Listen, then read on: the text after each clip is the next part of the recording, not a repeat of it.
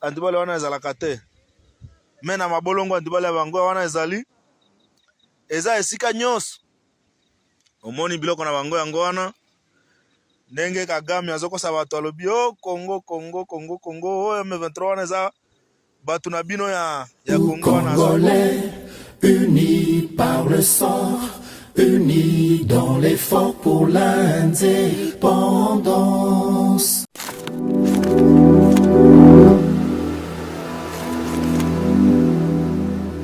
Boza, le bienvenu na GCAM Télévision. Merci na bino fidèles abonnés, fidèles téléspectateurs. Bino baebo mesana na mongongo ya Samba Olonga. Na etando o ya GCAM Télévision na tombeli bino boye malamu na kati ya émission Debout Congolais, émission na bino, émission na ngai, émission na biso nyonso ba Congolais. Bendele ya Congo et continue toujours ko telema esika nyonso yo zali. Soki penda bendele ya Congo, soki penda ozaka FARDC na motema na kanisi émission Debout Congolais kozala émission na yo na pesimbo te papa Gérard Kabea pesaka biso privilège ya ko présenter émission oyo na etando ya GCAM Télévision mbote pe epa na bino ba téléspectateurs oyo boza kolanda biso à travers mokili mobimba na sali voyage ya monde entier bandeko ya luozi vraiment na Congo central boza les bienvenus na Debout Congolais, vous êtes désormais membre de la famille Debout Congolais. Bino pe batu bozo continuer ko rejoindre biso. Bolo ba pe ba ville na bino pour savoir que vous êtes désormais avec nous. Bandeko boza na Lubefu, na Sankuru, bandeko yo boza na Caroline du Nord. Oza na Likasi, oza na Suisse, soko oza Congolais, c'est la même chose. On reste connecté à la mère patrie. Soki pe na tangi ba ville na yote, c'est bien de nous rappeler pour savoir que batu bazali ko bakisama na kati ya famille munene oyo ezali ya Debout Congolais.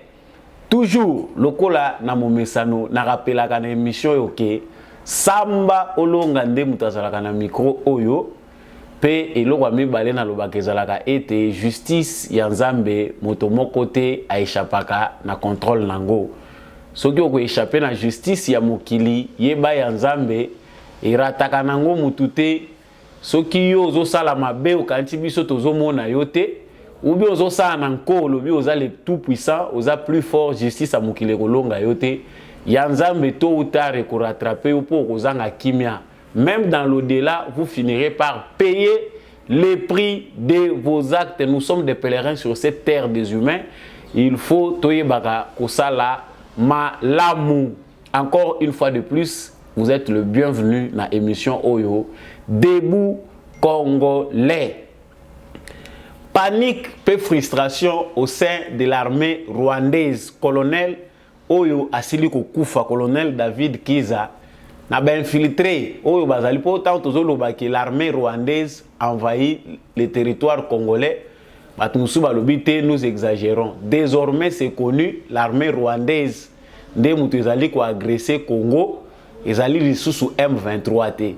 Na sol rwandais to moni lisusu ba image ya ndenge ba capturaki bango ba bomaki bango ebele lobby ba tenu monane lisusu na ba bot ya ba militaire rwandais na sol congolais. Parmi bato yo ba kweyaki na feu ya FARDC, un colonel de haut rang est tombé sur le feu de FARDC na sol congolais et kotisi malili na rang ya ba militaire rwandais.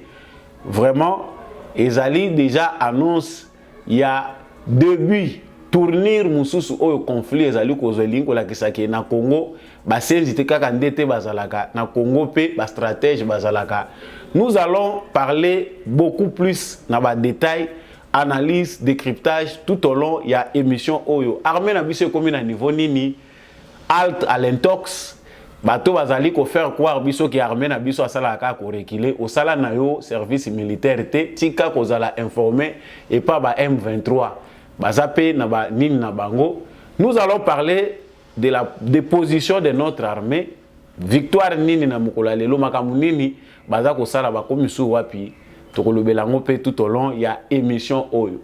Troisième point to ko aborder toujours dans le cadre de notre émission ezali kota la Batuti, bandeko na biso Batuti, les Tutsi congolais, bokolanda vidéo na bango na kati émission oyo bazali kosenga que bazali paye en danger toute union sauté azali M23.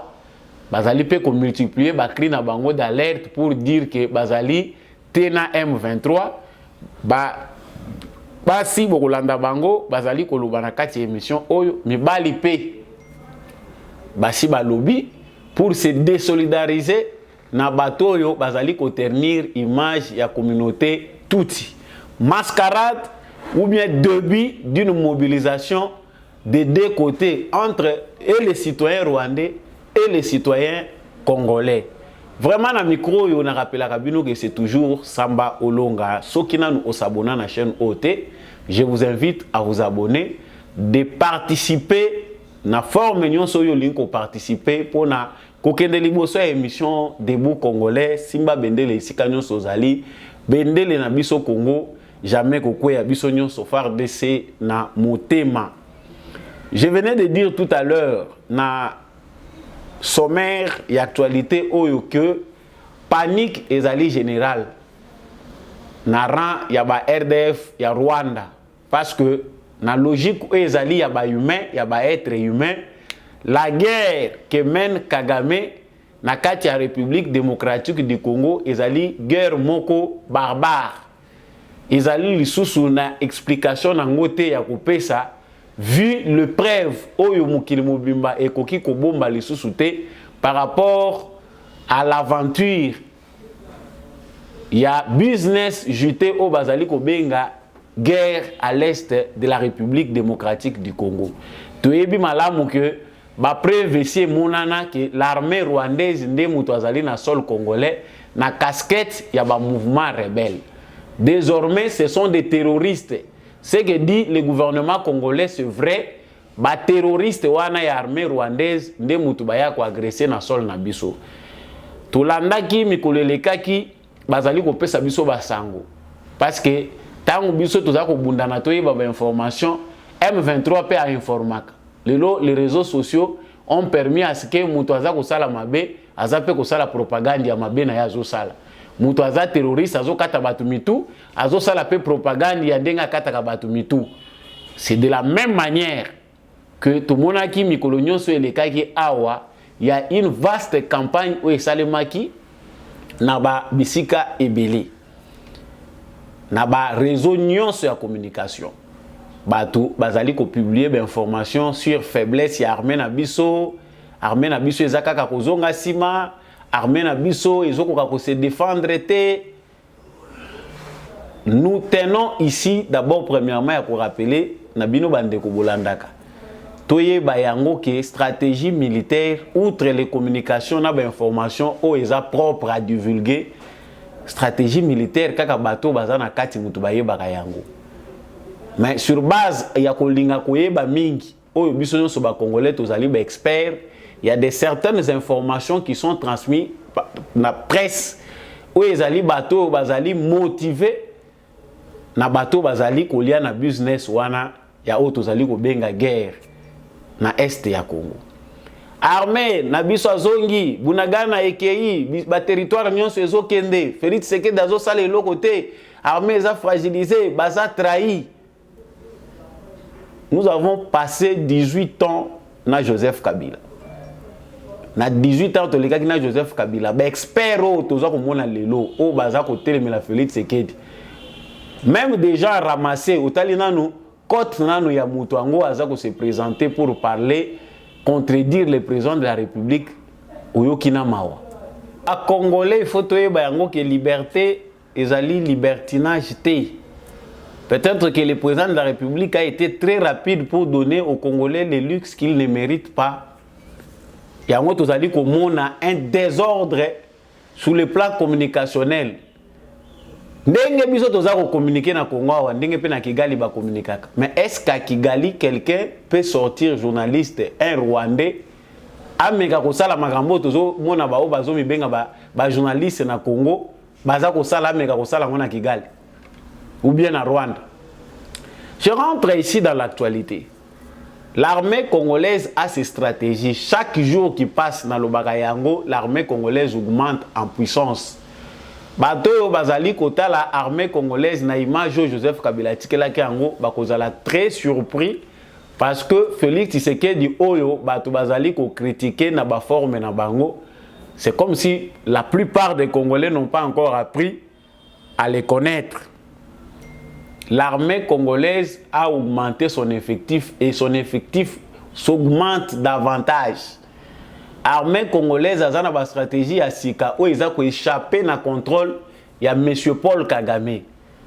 On peut l'appeler déjà criminel parce que démarche où ils ont insensé.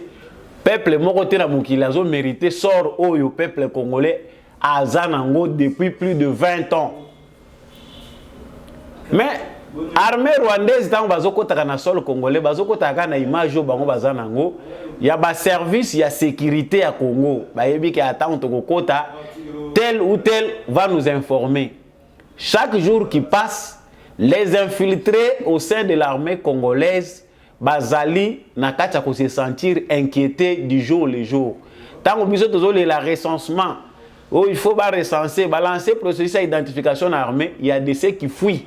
Bango moko akimi ake ko rejoindre baningane na zamba. Na lobela likambo ya banyamulenge bazo recruter, tout ce que j'avais dit ici, ce qui est vrai. Ba sentir que pression o ekomi koya na Congo ekomi makasi, il faut changer les méthodes. Ba komi ko lokota bana mike, on veut forcer toute communauté, tous les Tutsi o bazana Congo bazako mebenga so banyamulenge et les banyarwanda bazozwa bango nyonso wana ko forcer bango na kati ya logique na bango ezalozano na souci te ya kosimba munduki, il faut ba obliger yo soki ba moni ke ozali kokota na logique wana te ba cibler yo, il faut soit ba assassiner yo ou bien ba exposer yo na ba danger. Plus les jours passent, plus Kagame s'enterre davantage à cause de son entêtement. Ce que les lois de l'armée congolaise à la prouesse, ces médias-là de la honte, ces médias-là pro-Kagame, où ils sont na Congo, batunaye batravaye kana yo wana balobela kangoti.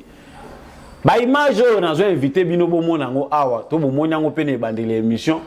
Comment on ramasse encore des casques? Parce que ba casque aneza biloko atalo, armement atalo bazobete la tolo wana. Casque o ekota balle te. Basana ba gilet par balle mususu bazola tango même na makolo soki ba beti massage donc ba beta o massage ces joyaux et s'il faut ba cibler kaka na mapumbu ou bien ba beti o na misu mais sans cela ba bisika nyonso ya lati biloko na yo wana moyen o beta lisa ces joies ezate mais kwei na sol congolais. Félicitations à FARDC. Biso tozo kantsake bazo sala musala te gouvernement zo sala musala te bakoya koyebisa yo te. Nous ce que nous devons faire, notre rôle c'est d'encourager notre armée. Bakota kikili kili tout mona ki ngonde bazo kota na kanda. On montre vraiment armement moko ya armée. Mais bazo kota na sol congolais avec une telle arrogance. Bien armé baza ko occuper ba mabele na biso. Bako bakanisi ke note eza na ngondenge mumesano ezalaka. Parce que la logique ici, c'est de faire plier président Félix Tshisekedi na ba buzoba na bango. Depuis que Félix Tshisekedi a continué à pouvoir, tout kali ko mona brassage te, tout kali ko mona mixage te. Bazwa batu, bakotsa bango na armée, bakotsa bango na la police. Oh baza na armée bazo causer biso tort. Des gens qui ont été formés nulle part. Solo ya zamba na mutu na bango na mapeka na bango ba ye nango. Ti les ont ruiné l'armée na biso. Certains ne veulent pas déjà basi ba jurer que bango jusqu'à leur mort, ils vont demeurer infiltrés, ils vont demeurer des traîtres au sein de l'armée congolaise. Ba musu liwa bango basi ba ndimango. Liwa ya kokutila bango ka na armée na ba stratégie na bango. Mais maintenant ici ba kosana ki liboma ba koti na bango bazo tambola ba moni que ça facile. Parce que quand il y a des morts biso tozo kantsako ba kufi baza M23 matanga ezalaka na Rwanda. Monsieur Paul Kagame fera face désormais na contestation moko intérieure. Désormais ndenge yazo ruiner azo kantsaki azo ruiner RDC. Il fera la guerre chez lui. C'est de là maintenant ne bisika ya komona makambu na ye. Celui qui a volé sera volé, celui qui a pillé sera pillé. c'est à l'interne qu'il y a causé parce que ba perte wana tellement ezakoya parce que ça non justifié. Le régime de Kigali est un régime dictatorial. Oyo est désavantagé ba utu nyonso bazali ethnie majoritaire pardon na kati ya Rwanda au profit de tous qui sont à bango na ba poste nyonso stratégique parce que ça régime na bango. Attention, certaines choses ya kolobate mais qu'ils ne le veuillent ou pas déjà oyo déjà ezali komona na awa ba père to azako subir ba maman bazako lelaka bana na bango. Des voix qui s'élèvent de partout. La fois passée, tout le monde a dit ba marche, il y a ba diaspora rwandaise, bato ba kima dictature à Kagame à l'extérieur du pays, ba bandi pe côté de la Kagame, bazako soutenir des marches à ba congolais. Awa na Congo, la communauté toute, o bazako mebenga soki ba nyamulenge, ba lobby pona bango bazako senga communauté internationale a arrêté Monsieur Paul Kagame, communauté internationale a stoppé Paul Kagame. Biso batuti ya Congo, tozali na M23T.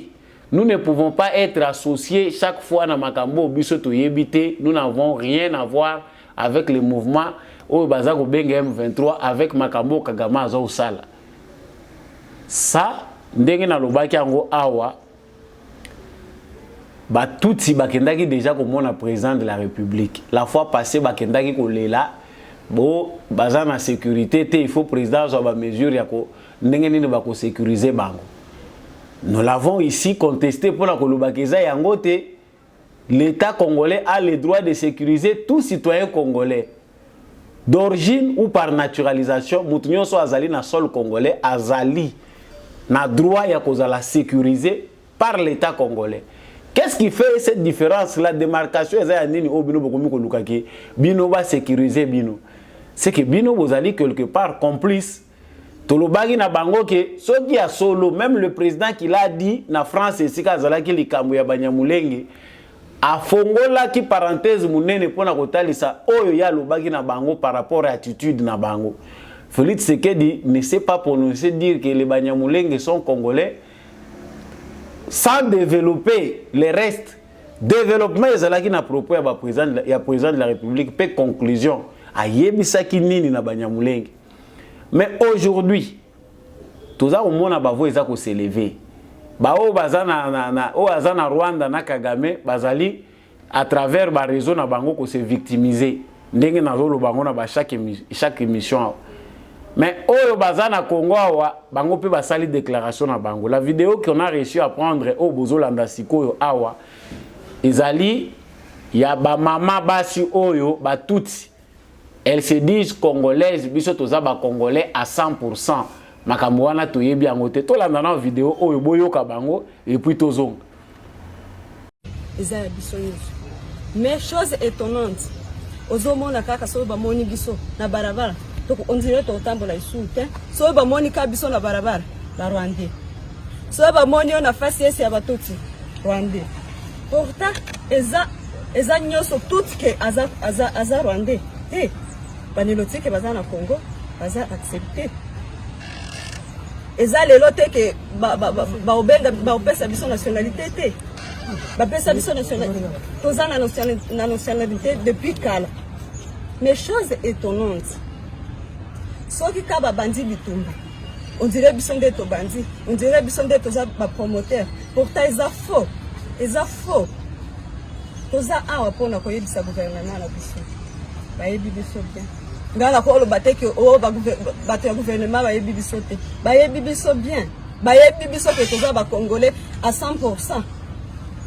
Pona nini siko to banda otambola na ko banga to banda otambola na barabara te.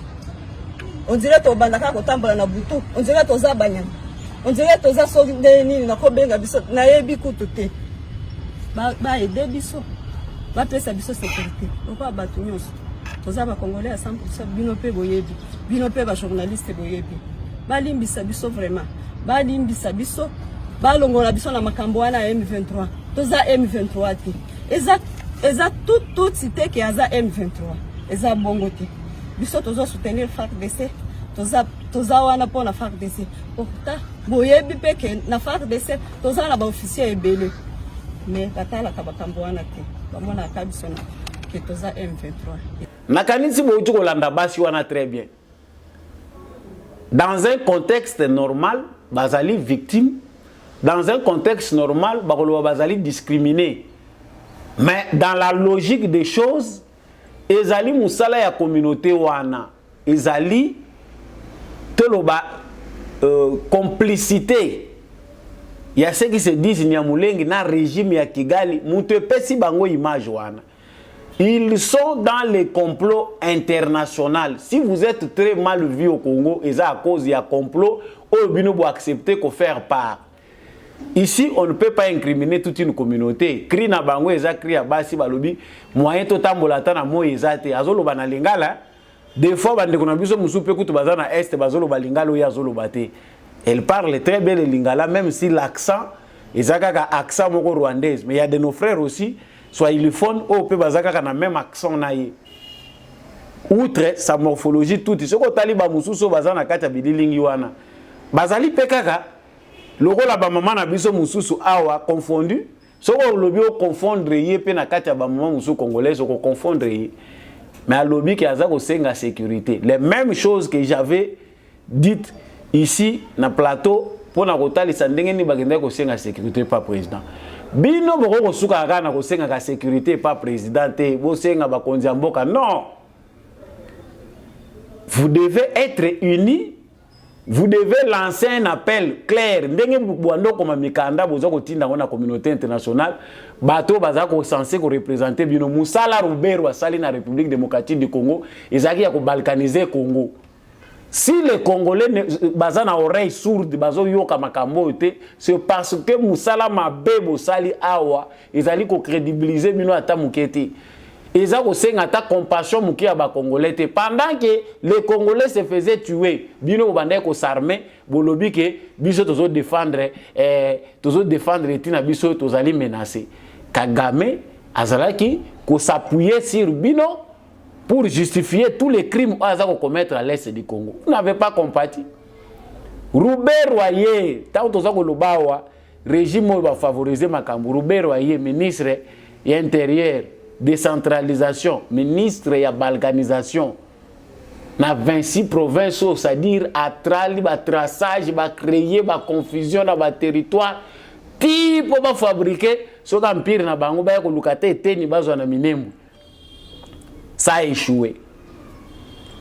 Bato ba makao ba représentant na bino la communauté na Mulenge, bo vota ka bango. Nous le disons ici tout haut, ils allaient message à xénophobie.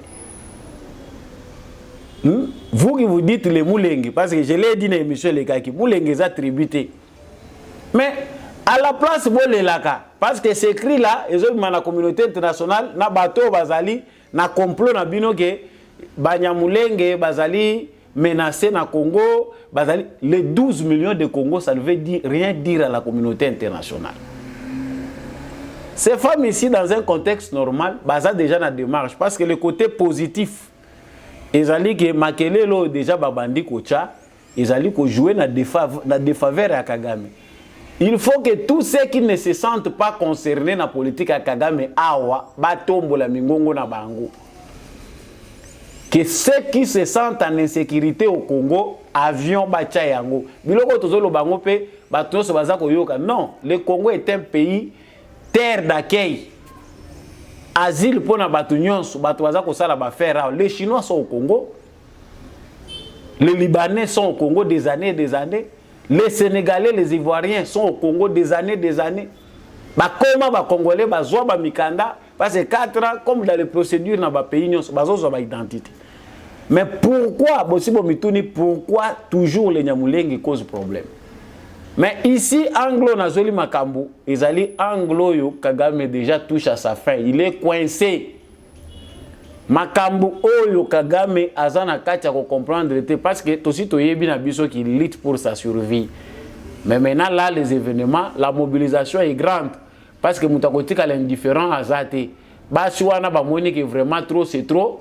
Nous devons aussi hausser le ton.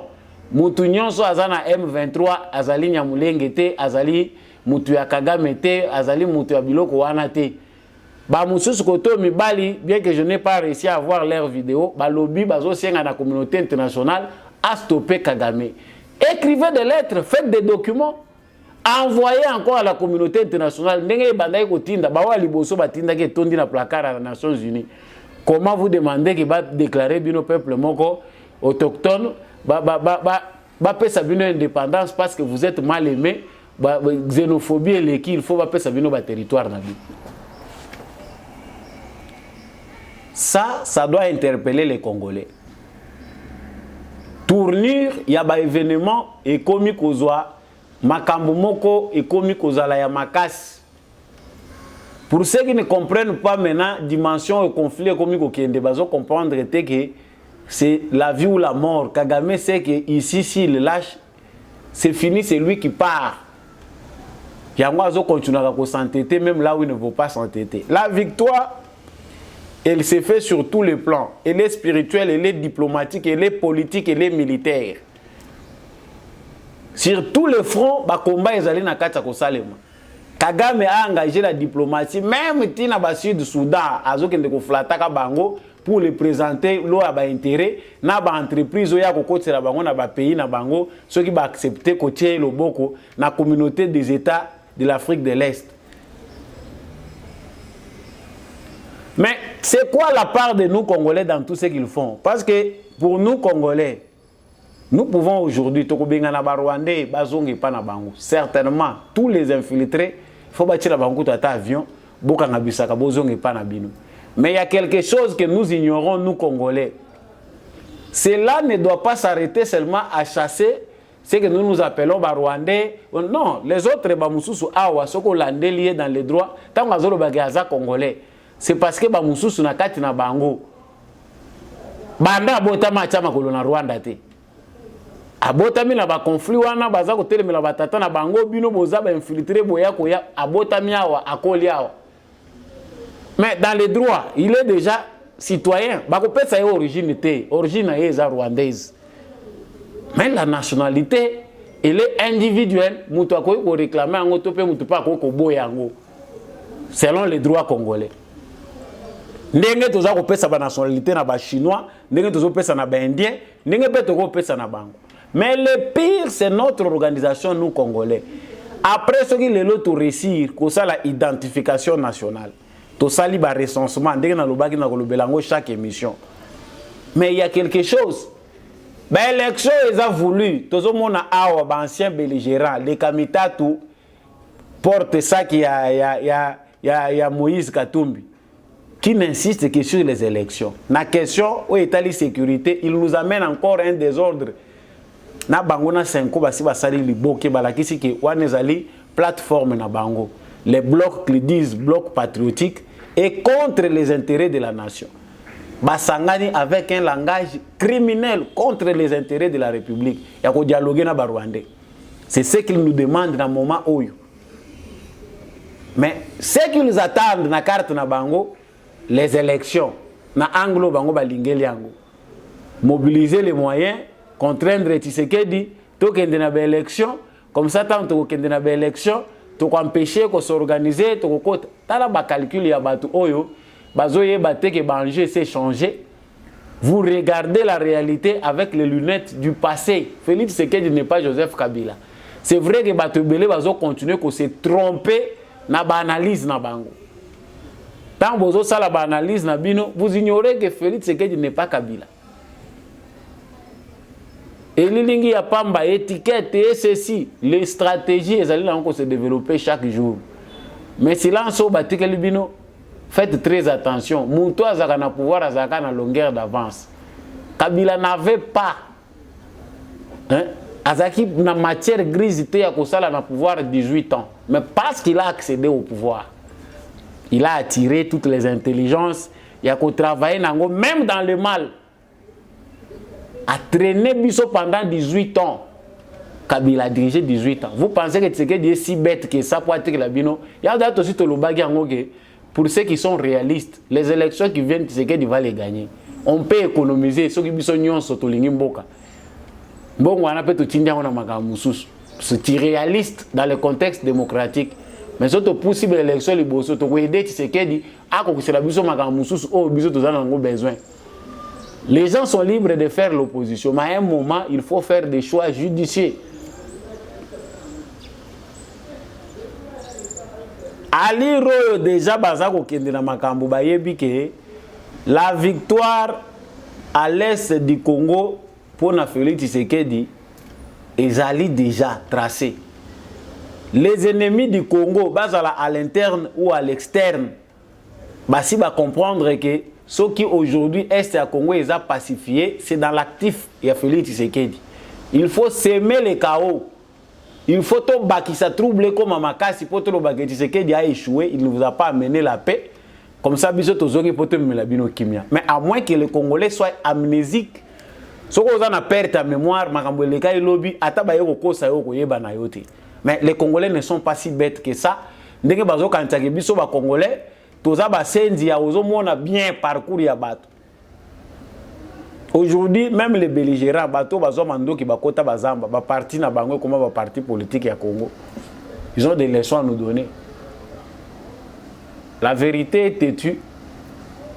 Et lokoyo biso ba Congolais sengeli to sala munene naza kosuki sala makanti wana eza nini. Il faut effacer tous les mauvais gestionnaires et à tous les niveaux. Félix Tshisekedi est dans le jeu politique, mais le souverain, c'est le peuple congolais. Ce peuple congolais, le Bimoutoukingandi, voit na biso tokopé ça a été. Boko kataye, Tshisekedi ne viendra pas l'imposer. Mais si il y a des Congolais qui sont encore dans l'obscurantisme, bazana on a ça mon lili bazo comprendre que ba malheur tozana ngo eza à cause ba bilongyo yo tozo continuer ko valoriser. C'est fini, votre territoire, votre province reste toujours sous l'obscurité. Il y a bateau bazako prétendre que la bateau moko indispensable. Chers frères jeunes Congolais, c'est bien d'être ambitieux. La politique est une vocation. Vous avez vocation de servir. Parce que la politique aujourd'hui, on nous l'apprend que ça, il y a une veste, une cravate. Si vous avez parti à Moussouana au tiers rouge, si vous avez quand vous êtes bien endimanché ou que vous se retrouvez dans la réunion, au bandit déjà que ça la politique comme profession. Ce qui nous reste, c'est se mettre dans nos cadres d'identité que politique est comme une profession. Soyons vigilants. Le renouvellement de la classe politique congolaise. Pour mettre fin à l'infiltration, il faut aussi un vote utile, il faut un changement de mentalité. Ce qui est la mentalité, c'est que bozoba, lobby kolongwa Rwanda et comme menace mususu. Voilà par où je souhaite terminer cette émission. Je vais rappeler que Matanga va continuer toujours na Kigali et la menace redevient intérieure na Rwanda. Il fera face désormais à ça. Merci Nandegombi à chaque Oazalaki, na réalisation, pe na sima caméra pour la émission et comme en étant na bino. Merci pe na bino nyon so vous continuer à soutenir biso Canada, États-Unis, vous êtes en Europe, vous êtes à Lubumbashi, vous êtes en Bujimaï, Kananga et dans toutes ces villes du monde où na 8 ans à cité Awate na pesi bino matondo na importance so vous accordé na émission Oyo Debout Congolais. Biso nyon so toza la bongo ya ko telema sima ya mapinga na biso. Ndenge na mesana koloba FARDC toujours na motema tomona ni bongo na prochaine émission bye. Ile vitu biloko ya munguna yango yo kaka tozwaki kaste tozwaki na antibale na bango oyo sokolo tango na mutu kaste wana mboma go le kate na mwa kartushere yango pesa antibale yango pesa sokolo tango na mutu sokolo tango na nzoto mwayembo maele kazate il faut obeta mutu na miso tona monoko tona mapumbu nde antibale wana ezalaka te me na mabolongo antibale ya bango wana ezali eza esika nyonso omoni biloko na bango yango wana ndenge Kagame azokosa bato alobi o Congo o M23 wana eza bato na bino ya Congo wana azokosa eza kaka ekipi na ye nani brigade na ye ya komando nde ezobunda na Congo kote oyo. Yango nde tozobunda na yango kote oyo. Yango nde tozobunda na yango kote oyo, tobumaki bango, tozwi biloko na bango oyo. Lelo na ngomba ya te tozalaki ngambo na ngomba na nani na ngomba ya Mbuzi Ruvumu wana, tobandaki front na 6h du matin ti tokomi na 15h tozobunda, nde tobumaki bango ti toyi kolongola bango biloko oyo, tozwi biloko na bango oyo, nde yango nazotinda yango na lingina tinda yango na réseaux sociaux po mutu na mutu amona yango ndenge Kagame nde azobunda, nde azobundisa Congo. Wana boye bandenge bitumbo tozobunda eza Congo contre Rwanda. Ezali koloba teo eza M23 po bobola bango kokotsa bango na gouvernement, ndezotika babunda eza lukuta. Eza lukuta. Oyo nde brigade d'intervention ya Kagame. Lukula ndenge ozokomona epa president Kisekedi kuna JR. Ozokomona ba JR ndenge bazalaka wana na lupango ya Kisekedi. Oyo nde intervention ya nini ya Kagame, oyo nde protection na ya Kagame. Siko nde azotinda yango na Congo, babundisa Congo. Bozomona kaka biloko wana, botali yango malamu. Soki na bomoni yango ekoili yo na epa na yo na réseau na yo wa WhatsApp, yo tindila